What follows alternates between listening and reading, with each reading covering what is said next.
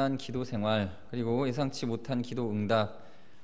늘 그렇습니다. 우리의 기도 생활은 예상 가능한 기도 생활이 되어야 하고, 기도 응답은 우리가 예상치 못한 기도 응답이 되어지는 것이 우리가 바르게 믿는 어떤 그런 결과가 아닐까, 저는 이렇게 생각을 합니다. 오늘 본문 16절에 보시면 예수께서 그 자라나신 곳 나사렛에 이르사 안식일에 늘 하시던 대로 회당에 들어가사 성경을 읽으려고 서심해 라고 기록하고 있는데요, 여기서 늘 하시던 대로 헬라어 원문을 보면 에이도스 아우토, 자기의 규칙대로, 자신의 규칙대로라는 뜻입니다.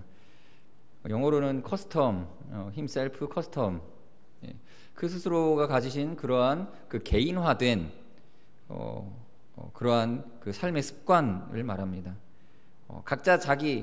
각각 사람마다 신앙의 형태가 다 다릅니다. 습관이 다릅니다. 그런데 그러한 각각 개개인의 삶의 형태가 곧 그 사람의 믿음이고, 그 믿음을 예수님도 가지고 계셨다라는 것입니다. 예수님 자신에게 맞춰져 있는 자신의 삶 가운데 이미 결정되어지고 습관된 그러한 믿음이 있다라는 것이죠. 커스텀 하면 뭡니까? 여러분, 보통 자기 그 개인 장비를 말할 때 커스텀하다 이렇게 얘기하지 않습니까? 자기가 익숙한 상태로 자기가 쓰던 장비는 항상 그 상태를 유지를 합니다. 음악하는 사람들은 자기 악기를 자기 그 손가락이라든지 자기 그가 쓰는 그 습관에 맞춰서 조율을 해놓든지, 아니면 이렇게 좀 이렇게 장비를 이렇게 갖춰놓고 있습니다. 여러분들 핸드폰만 해도 스마트폰을 쓰시는데, 스마트폰의 메인 화면, 그러니까 여러분들이 이 뭐 가운데 버튼이라고 하죠. 그 중간 버튼을 누르면 바로 뜨는 아이콘, 가장 자주 쓰는 것 아니겠습니까? 저 같은 경우는 그 메인 화면에다가 날씨, 전 날씨가 항상 좀 궁금하거든요. 날씨. 또 하나는 녹음 버튼, 녹음 기능이 있는 앱. 중요한 뭐 메시지를 듣는다든지 할 땐 좀 녹음을 하려고. 또는 뭐 이렇게 메모 어플, 이런 것들을 이제 메인에다가 둡니다. 이게 제 개인화된 거죠. 게임 좋아하는 사람들은 그 메인에 게임 있을 겁니다, 아마. 저는 게임은 안 하는데, 뭐 여러분들 키보드 같은 거를 쓰는 사람, 키보드 같은 거를 쓸 때도 보면은 이제 게임 좋아하는 사람은 방향키가 막 달아 있어요. 그러니까 개인화되어 있습니다. 뭐든지 자기 자신의 그 습관과 생활이 여러분 주위에 얼마든지 드러나게끔 개인화가 되어지는 것이 우리의 생활입니다. 그 사람을 알면, 그 습관을 알면 알죠. 여러분, 누가 믿음이 좋으냐 라고 하는 질문을 우리가 할 수 있습니다. 누가 더 믿음이 좋습니까? 하나님 보시기에 누가 좋으십니까? 그리고 좋은 습관의 믿음을 가진 사람이 좋은 믿음 가진 것입니다. 그 열매로 사람을 안다고 하지 않습니까? 열매로 안다라고 하는 것은 그 사람에게서 배어 나오는 것을 말하는 거죠. 그 사람의 말과 행동에서 배어 나온 것, 이미 습관화된 것이 그 사람의 그 캐릭터, 그 사람의 정체성을 형성하고 있는데, 그것이 겉으로 드러날 때 포도나무에서는 포도 열매가 맺어지고, 무화과 나무에서는 무화과 열매가 맺어지는 것입니다. 보아스라고 하는 사람은 참 좋은 사람이었습니다. 그러니 성경에 그가 첫 등장할 때에도 자연스럽게 그 종들에게 인사를 나눕니다. 여호와께서 너희와 함께 하시기를 원하노라. 자연스럽게 종들이 대답합니다. 여호와께서 당신에게 복 주시기를 원하나이다. 서로 축복하는 인사말이 그 사람의 캐릭터였어요. 늘 하던 바였습니다. 여러분, 구두 밑창을 이렇게 들여다보시면 자신의 그 걷는 습관이 나옵니다. 저 같은 경우는 그 뒷굽 바깥쪽이 좀 많이 달아요. 그럼 제 걷는 습관이 이렇게 좀 반듯하지 못하다는 거죠. 제가 저 자신에 대해서 그걸 보고 압니다. 여러분이 얼마나 좋은 사람인가, 얼마나 좋은 믿음의 사람인가, 여러분의 삶에서 다 드러나게 되어 있습니다. 그래서 그것이 습관이 되고 여러분 안에 배어져 나와서 열매가 되고 향기가 되는 것입니다. 그렇다면 어떻게 해야 되겠습니까? 우리가 늘 우리가 해오던 그것이 무엇일까? 늘 내가 무엇을 해야 되는가? 이것을 늘 생각해야 됩니다. 오늘 본문 17절 말씀을 이제 보시겠습니다. 그렇게 이제 늘 하시던 대로 회당에 가서 성경 읽으려고 서심해 17절에 선지자 이사야의 글을 드리거늘 책을 펴서 이렇게 기록된 데를 찾으시니, 곧 자 보십시오. 기록된 데를 찾으셨는데, 여기서 찾다라고 하는 단어 휴렌이라는 단어를 쓰는데, 보통 우연히 만나거나 자연스럽게 발견하다라는 의미에서의 찾음을 말합니다. 그러니까 우연히 또는 자연스럽게, 그냥 어떤 의도치 않게라는 뜻입니다. 또 다른 헬라어의 제테오라고 하는 단어가 있는데 이것도 똑같은 찾다라는 뜻인데 이것은 좀 다릅니다. 의도적으로 찾다라는 것입니다. 내가 그것을 찾으려고 찾을 때, 그 의도적으로 찾을 때 제테오라는 단어를 쓰는데, 오늘 본문은 그와 다르게 우연히 만나거나 자연스럽게 발견하다라는 뜻을 갖고 있는 휴렌이라는 단어를 썼습니다. 우리는 여기서 하나의 연결고리를 저는 발견하게 됩니다. 예수님은 습관적으로 그가 늘 하시던 대로 회당에 가서 성경을 읽으시려고 서셨습니다. 그런데 그날 우연히 혹은 또 자연스럽게 의도적이지 않게 자신의 그 공생애의 첫 시작을 알리는 성경 구절을 읽게 된 것입니다.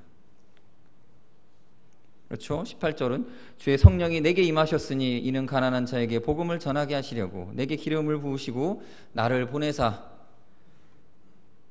포로된 자에게 자유를, 눈먼 자에게 다시 보게 함을 전파하며 눌린 자를 자유롭게 하고 주의 은혜의 해를 전파하게 하려 하심이라 하였더라. 이 구절을 읽으심으로써 예수님의 공생애가 이 많은 사람들에게 이제 실제화되어 나타나기 시작합니다. 여러분, 우리는 뻔히 알 수 있는 그런 믿음의 삶을 오늘도 여전히 살아가다가 결코 의도적일 수 없는 은혜를 얻게 된다라는 것을 오늘 본문에서 우리는 발견하시기 바랍니다. 제가 고등학생 시절에 고등학교 3학년, 2학년 2학기 말쯤 돼서부터 좀 믿음의 각성을 하기 시작했습니다. 고등학교 1학년 때는 좀 이렇게 노는 친구들하고 어울리고 그러면서 이렇게 성적도 굉장히 많이 말아먹고 뭐 그런 삶을 살다가 2학년, 고등학교 1학년 때 그때 예수님 믿고 뭔가 조금씩 변화되기 시작하더니 2학년 2학기 때부터 좀 정신 차리고 제대로 신앙생활과 뭐 학생으로서의 본분을 하기 시작했습니다. 그러면서 이제 마음 먹고 했던 게 뭐냐면 성경 읽기였어요. 기도원 협회에서 나온 파란색 성경책 여러분 아십니까? 한쪽엔 영어가 써 있고 한쪽엔 한국어가 써 있는데 뭐 영어는 제대로 읽지 못하니까 그냥 잘 안 봤습니다. 한글로 된 성경 그 부분을 밑줄을 그어가면서 읽기 시작했습니다. 그래서 하루에 이렇게 쉬는 시간마다 읽기로 했어요. 매 쉬는 시간마다 한 장씩 읽어야지. 애들 이제 막 쉬는 시간 땡 하자마자 자리에서 일어나가지고 매점 달려고 이럴 때 저는 자랑하는 건 아니지만 자랑하는 겁니다. 저는 열심히 성경을 한 장 꼭 읽고 그 자리를 일어났습니다. 화장실 가기 전에 성경 읽고 일어나야지 하고 이렇게 습관을 가지니까 뭐 하루에 한 12장, 15장 정도를 읽게 되더라고요. 그래서 3학년 마칠 때까지 수능시험 보는 때까지 대략 그렇게 읽으니까 신약을 4번 그 책이 기도원께 이제 신약하고 시편 잠언만 있거든요. 그 부분만 읽으니까 한 4번 정도 읽게 되더라고요. 그 신약 시편 잠언만. 구약은 따로 뭐 주말에 따로 챙겨 읽었고요. 하여튼 그렇게 읽고요. 그렇게 하다가 이제 수능 시험 날이 됐어요. 지난주에 이제 수능이 있었는데 아침에 이제 수능 시험장에 가서 도착해서 습관처럼 또 성경을 읽었는데 그냥 읽었어요. 그냥 그 다음 읽을 차례 밑줄 그었었거든요. 그 다음 읽을 차례 이제 펴갖고 읽으려고 하는데 야고보서 1장이 나왔습니다. 여러분 야고보서 1장 2절에 무슨 구절이 있는지 아십니까? 야고보서 1장 2절에 제가 읽어드릴게요. 내 형제들아 너희가 여러 가지 시험을 만나거든 온전히 기쁘게 여기라. 물론 여기서 말하는 시험이 그 시험은 아닌데 그 이제 고3 나름대로 그 수준의 믿음에서는 굉장히 격려가 되더라고요. 아 기쁘게 여기라고요? 알겠습니다. 근데 이제 5절에는 또 어떻게 되어 있는지 아십니까? 너희 중에 누구든지 지혜가 부족하거든. 여기서부터 벌써 감동이 막 모든 사람에게 후히 주시고 꾸짖지 아니하시는 하나님께 구하라. 그리하면 주시리라. 저는 그날 읽을 차례에 성경 구절을 읽었는데 그날 시험 보느라 긴장하고 있던 제 마음에 하나님께서 큰 위로를 주시더라고요. 그 뒤에 또 어떤 구절이 있는지 아십니까? 여러분들 한번 찾아서 읽어보시기 바랍니다. 여러분 굉장한 위로가 되고 격려가 되는 말씀이 그날 제 습관에 따라 읽은 구절에 등장을 하더라고요. 여러분 우리의 인생은 내 뜻대로 되는 게 별로 없습니다. 그런데 나 자신이 할 수 있는 게 아예 없지만은 않습니다. 우리가 가진 믿음의 좋은 습관, 우리는 믿음의 좋은 습관을 스스로 가질 수 있습니다. 그리고 이 믿음의 습관과 은혜가 우리는 알 수 없는데 우연인 것 같은데 하나님의 섭리 사이에 묘한 관계를 형성하여서 예상치 못했던 은혜가 우리에게 필요할 때에 우리의 주위에서 늘 하나님께서 행하심으로 섭리하심으로 나타난다라는 것입니다. 예상치 못한 여러분 특별한 은혜를 원하십니까? 그러면 우리는 예상 가능한 믿음의 삶을 살아가셔야 됩니다. 하나님이 여러분에게 투자하시는 것이 결코 아까운 일이 되시지 않게끔 여러분께서는 그 투자하시는 하나님의 마음에 흡족한 믿음을, 어쩌면 뻔할 수도 있는 그 삶의 습관을 유지하는 것이 가장 큰 이 응답의 비결이다라고 저는 생각합니다. 여러분, 믿음의 성실함을 가지시기 바랍니다. 예수님은 늘 하시던 대로 성경을 펴시고 또 그날 읽으신 구절은 이 하나님의 은혜 속에서 예비된 구절이었습니다. 성령의 기름 부으심으로 말미암은 메시아의 사역에 대한 선포가 기록되어져 있습니다. 그런 은혜 속에서 여러분, 우리는 우연히라고 말할 수 있겠지만 하나님께서는 결코 우연이 아닌 계획 속에 우리를 인도해 주실 것입니다. 더불어 우리가 더욱더 기도해야 되는, 또 우리가 하나님 앞에 믿음을 가져야 되는 이유는 바로 우리가 기도하는 순간이 기도의 응답을 받는 순간이다라는 것입니다. 오늘 본문 21절에 보시면 이제 예수님께서 그 이사야 성경을 읽으시고 이제 청중들에게 이렇게 설명을 하십니다. 21절 다 같이 읽어보겠습니다. 시작. 이에 예수께서 그들에게 말씀하시되 이 글이 오늘 너희 귀에 응하였느니라 하시니, 응하였느니라라고 번역된 이 단어는 이 플레로타이, 그러니까 성취를 의미합니다. 그런데 이게 시제가 묘합니다. 완료 수동태, 완료, 이미 완료되어진 것이죠. 이미 이루어졌어, 이미 이루어졌다라고 선포하고 있습니다. 예수님의 사역은 이제 시작점인데 성경에서 예수님이 읽으신 말씀에 대한 설명은 이것이 너희에게 이미 이루어졌다라고 선포하고 있습니다. 예수 그리스도의 오심은 이 예언대로 진행되어지는데 이미 예수님이 이 땅에 계신 것만으로 성취되어진 것이고, 성공할 수밖에 없는 계획의 그 완성 속에 우리가 들어가 있다는 것을 강조하고 있는 것입니다. 여러분, 봄이 오면 눈이 녹습니다. 그 다음에 순서대로 싹이 핍니다. 조금 있다가는 꽃이 피고요. 그리고 조금씩 더워지면서 열매도 조금씩 푸르스름하게 생기기 시작합니다. 그리고 그 뒤에 있을 일들을 우리가 막을 수가 없습니다. 꽃이 피고 열매를 맺고 결실이 풍성하게 맺어지는 일련의 과정들이 나타납니다. 그런데 일단 가장 먼저 그 시작점에 눈이 녹아요. 한 방울 한 방울 녹더니 물이 흐르기 시작합니다. 그런데 이미 봄이 왔습니다. 그것을 누가 봄이 오지 않았다라고 말할 수 있습니까?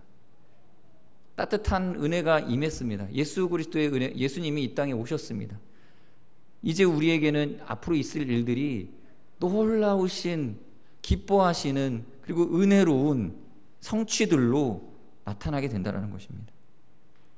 그러므로 우리에게 있어서 이것은 또 다른 연결고리를 하나 던져주는데요, 우리에게 있어서도 믿음의 이 작은 것이 이미 성취를 약속하고 있다는 것입니다. 여러분 안에 아주 작은 믿음, 그것을 뭐라고 표현할 수 있겠습니까? 겨자씨라고 표현하겠죠. 그 작은 믿음, 우리의 기도의 시작점, 이것이 벌써 응답의 시작이다라는 것입니다. 우리 자녀들이 좋은 성적을 거두고 원하는 대학과 학과에 진학하는 것만이 응답이 아니에요. 우리 자녀들이 자신의 인생과 삶을 위해 이 긴장된 시기에 기도를 시작하는 것, 그것 자체가 벌써 기적인 것입니다. 우리 남편이 직장이나 사업에서 크게 성공하는 것이 기적이 아니라, 남편이 비록 힘들고 어려워도 자녀를 위해 기도하기 시작하고 아내를 위해 기도하는 것을 하기로 마음에 다짐하기 시작하는, 그것이 바로 기적인 것입니다. 더불어 우리 자신도 마찬가지죠. 자녀를 닥달하기보다, 남편 앞에서 한숨 짓기보다 기도하고 있으니까 힘내라고 믿고 기대해야 한다라고 하는 그 마음을 내비쳐 줄 수 있는 우리 안에 있는 그 기도 생활의 시작이 이미 응답인 것입니다. 기도하기로 다짐하십니까? 앞으로 더 열심히 믿음 가지고 기도해야지, 이전과 다른 믿음의 습관을 가져 하나님이 내게 은혜 주실 그 예상치 못할 은혜들을 기다리고 구해야지 마음에 다짐하셨습니까? 이미 응답이 시작된 것입니다. 여러분의 그 겨자씨만한 믿음에 하나님이 굉장히 기쁨을 느끼고 계십니다. 그리고 세 번째로, 제가 이제 오늘 말씀의 세 번째 단락, 하나님의 입장에서 우리의 믿음을 정비해야 됩니다. 그러한 믿음을 가지고요, 우리 자신이 내가 믿음을 판단할 것이 아니라 나 자신의 입장에서 믿음을 측량해 보는 것이 아니라 우리 반대로 한번 생각해 보자라는 것입니다. 하나님의 입장에서 내 믿음을 한번 정비해 보시기 바랍니다. 오늘 본문 22절의 말씀을 한번 보시겠습니다. 22절 시작. 그들이 다 그를 증언하고 그 입으로 나오는 바 은혜로운 말을 놀랍게 여겨 이르되 이 사람이 요셉의 아들이 아니냐. 여기서 이제 증언하다라고 하는 단어가요, 이 마르티레오라고 하는 이 단어를 쓰는데 증거하다입니다. 증거하다. 이 증거하다라는 뜻에는 두 가지의 양상이 있습니다. 하나는 칭찬하면서 증거하는 것이고, 또 하나는 정죄하듯이 증거하는 것입니다. 뭔가 증거를 갖고 있습니다. 이걸 가지고 이 사람을 칭찬할 수 있어요. 좋은 증거면. 또 자기가 생각할 때 이게 좀 아니다, 반대의 입장에 서 있으면 이걸 가지고 정죄할 수 있습니다. 아마 많은 주석학자들이 이 본문에 나오는 칭찬하다, 증거하다라는 말을 칭찬의 의미로 해석을 합니다. 나사렛 예수의 그 은혜, 이제 사역을 시작할 때 드러난 그 말씀을 가지고 많은 사람들이 은혜를 끼쳤던 그 은혜를 사람들이 듣고 감복하고 또 그의 사역에 기대감을 갖고, 그런 시작점에서 먼저는 이렇게 칭찬하듯이 그 예수님을 믿었습니다. 그런데 이제 뒤에 이 사람이 요셉의 아들이 아니냐, 이것을 걸고 넘어지는 순간 이제 도리어 예수의 그 은혜를 지속하여 받아들이지 못하고 배척하는 태도로 돌변하게 됩니다. 여러분, 똑같은 증거를 가지고 어떤 사람은 그것을 이 믿음으로 받아들여 또 인정하고 그래서 그 유익을 누립니다. 그러나 어떤 사람은 그 똑같은 증거를 가지고 마음을 다르게 품어 정죄하고 도리어 미워하고 배척하는 것입니다. 베드로는 물 위를 걸어오는 예수를 보고 자기도 믿고 물 위를 걸었습니다. 그런데 그러다가 바람을 보고 마음의 태도가 바뀌어서 물에 빠져버리게 됩니다. 또 베드로는 그 뒤에 예수님이 십자가 지시기 전에 죽을지언정 주를 따르겠다라고 장담했지만 예수님이 군병들에 의해서 잡혀가고 신문을 받는 것을 보자 3번이나 그를 부인하게 됩니다.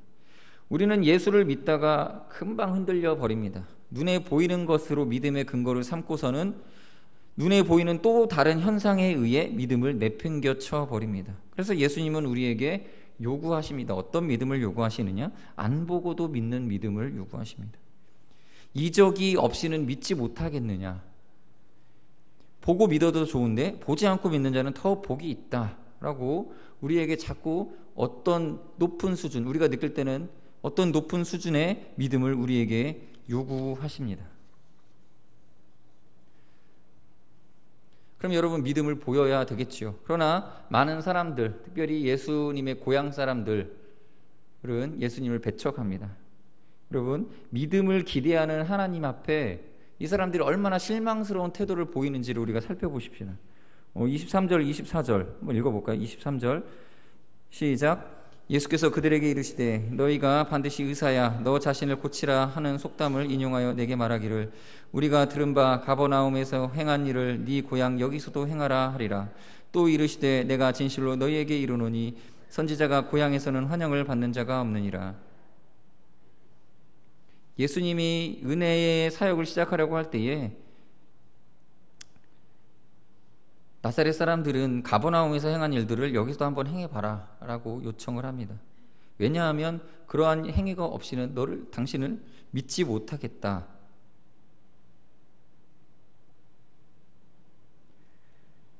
그래서 예수님께서는 선지자가 고향에서는 환영을 받는 자가 없다라고 말씀하시면서 한 예를 드시는데, 구약에 나오는 엘리야의 이야기 25절에 나오고 26절에 나오는데 이렇게 기록되어 있는데, 다 같이 읽어볼까요? 시작. 내가 참으로 너희에게 이르노니 엘리야 시대에 하늘이 3년 6개월간 닫히어 온 땅에 큰 흉년이 들었을 때에 이스라엘에 많은 과부가 있었을 때 엘리야가 그중 한 사람에게도 보내심을 받지 않고 오직 시돈 땅에 있는 사렙다의 한 과부에게 뿐이었으며, 이 이야기를 예수님이 설명하시는데 저는 이런 느낌을 받습니다. 예수님이 지금 단단히 화가 나셨구나.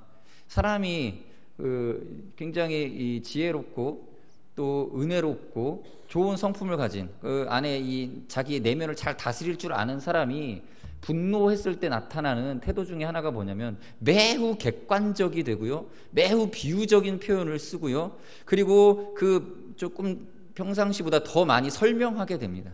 분노했다라는 뜻이거든요. 그러면서 예를 두는데 한 가지가 아니라 두 가지를 듭니다. 하나는 엘리야 시대 때의 사렙다 과부에 대한 이야기를 하고요, 또 하나는 엘리사 시대 때의 이 나하만이라고 하는 장군에 대한 이야기를 합니다. 먼저는 엘리야 때에 많은 과부들이 있었습니다. 그 시대에도 과부들이 이스라엘에 많았는데 그 이스라엘의 많은 과부에게 엘리야가 찾아가지 않고 도리어 시돈 땅, 그러니까 이방 땅이었죠. 이방의 땅에 살았던 이 사르밧 과부, 여기서 사렙다라고 표현이 되어 있는데 같은 지역인데 히브리어와 아람어의 발음 차이죠. 사르밧 과부에게 엘리야가 찾아갔다라고 말합니다. 무슨 얘기입니까? 이스라엘 사람들이 원래 선민 아닙니까? 그들에게 찾아갔어야 될 엘리야가 왜 시돈 땅에 가서 사르밧 사람 과부를 만났느냐? 왜 그랬겠습니까? 이스라엘 사람들이 그를 배척했기 때문입니다. 엘리야를 인정하지 않았기 때문입니다. 또 엘리사 시대 때에는 많은 사람들이 나병 환자가 이 이스라엘에도 있었습니다. 그런데 그중 한 사람도 깨끗함을 얻지 못하였다라고 말합니다. 그리고 오직 수리아 사람, 성경에는 이제 구약에는 아람 사람인데 같은 지역이에요. 이제 겹치는 지역이기 때문에 여기서 이제 예수님은 수리아 사람이라고 말합니다. 나아만 장군만이 나았다라는 것입니다. 여러분, 이게 무슨 의미입니까? 하나님이 굉장히 이스라엘에 대하여서 화가 나셨다라는 거예요. 여러분 잘 생각해 보세요. 여러분 뭔가 좋은 게 있어요. 이런 좋은 물, 막 비싼 깨끗하고 좋은 물이 있습니다. 근데 이거를 자기 자녀에게 줄 수 있는데, 많은 자녀들이 있어서 자녀에게 줄 수 있는데 그거를 그 많은 자녀들 중에 한 명에게도 주지 않고 자기하고 상관없는 옆집 잘 모르는 아이한테 줬다라는 것은 이 사람을 칭찬하는 것도 있겠지만 자기 자녀들에게 화가 나 있다라는 얘기예요. 분노하고 있다라는 얘기입니다. 여러분 배척을 당해 보셨습니까? 무시를 당해 보셨습니까? 이 세상에서 가장 기분 나쁜 건 무시당하는 거거든요.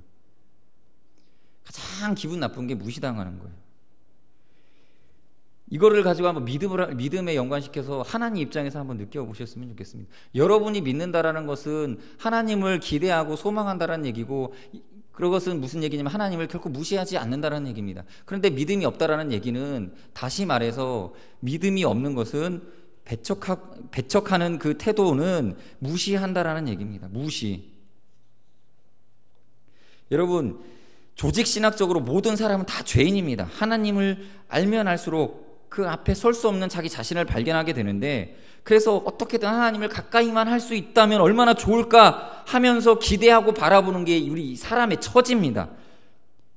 그런데 하나님이 그러한 사람의 처지를 불쌍히 여겨주셔서 스스로 낮추시고 내려오셔서 사람의 형상으로 오셨습니다. 또 그전에는 선지자들을 보내셨습니다. 그런데 그가 찾아가서 설명해주고 권면해주는데 배척했다라고 하는 것은 우리가 충분히 예상 가능한 결과를 만드는 것입니다. 구약에서 계속 팽팽하게 긴장 형성을 만드는 그 대립각 중에 가장 날카로운 부분이 뭐냐면, 사람이 무엇에게 구하는가, 사람이 누구에게 구하는가, 이렇게 표현을 하고 있죠. 사람이 무엇을 구하려거든 누구에게 구하는가, 그 무슨 얘기? 이게 신앙을 설명하는 그 표현 아닙니까? 구하는 것. 하나님이면 우리가 바쳐야 되는 거 아닙니까? 그런데 반대로 생각하고 있어요. 성경에 보면은 누구에게 무엇을 구하는가로서 하나님을 무시하는가 무시하지 않는가를 설명해 주는 거예요. 하나님으로부터 받는 것을 다 알고 하나님으로부터 말미암는다라는 것을 인정하면 하나님에게 가서 하나님 주십시오라고 하나님한테 요청하게 되는데, 그것을 하지 않는 것, 그걸 우상숭배라고 하지 않습니까? 그래서 하나님께서는 우상숭배를 가지고 분노하시는 겁니다. 쉽게 생각하십시오. 나를 무시했어요. 기분 나쁘죠. 정말 화가 납니다. 좀 잘 이해가 안 되실까봐 좀 조금 더 이해 쉽게, 여러분 이제 음식 하시는 분의 입장에서 한번 생각해 보세요. 여러분 요리를 해보셨습니까? 저 요리 많이 안 해봤습니다. 근데 제가 요리를 한 적이 있습니다. 근데 정말 요리하고 나서 분노한 적이 많아요. 맛이 없대요. 못 먹겠대요. 거들떠도 안 보고 깨작깨작대다가 버려요. 물론 맛이 없지만 내가 차린 정성을 생각해서 좀 신용이라도 해줬으면 좋겠는데 화가 나요. 그래서 그 마음속에서는 벌써 이만한 밥상인데 뒤집어 엎었어요. 뒤집어 엎고 막 숟가락 집어 던지고 있고, 머릿속에서요. 정말 분노가 나는 거예요. 이해되십니까? 이게 하나님 무시하는 태도 속에서 느끼는 분노거든요.